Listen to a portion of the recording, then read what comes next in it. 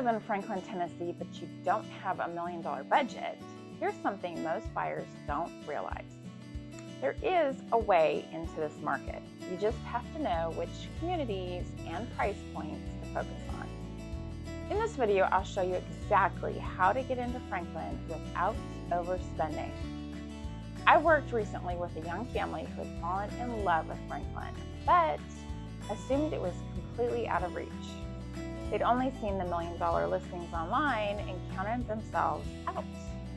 When I showed them what was actually available in the mid-500s inside an established Franklin community, their whole sense of what was possible shifted. They didn't need $1 million, they needed the right entry point. In this video, I'll walk through the 3 things that make an attainable Franklin entry possible.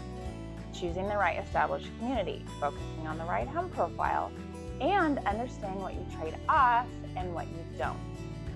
Using a real example so you can see it clearly. Most buyers reaching Franklin only see the luxury listings, so they assume the whole market starts near $1 million. It doesn't. Established communities have attainable entry points, and knowing they exist is half the battle. The smart entry move is targeting established, well-loved communities rather than the newest luxury developments. Fieldstone Farms is a strong example. Mature, walkable, family-friendly with the parks and amenities that make daily life feel settled at a far more attainable price point. Here's a real example of what attainable looks like in Franklin. A 3-bedroom, 3-bath property in Fieldstone Farms with a fenced yard and a single-car garage in the mid-500s.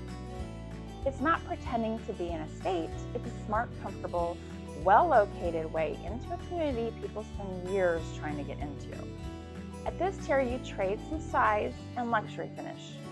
What you don't trade are the things that actually matter: the Franklin address, amenities, community, schools, downtown, and lifestyle.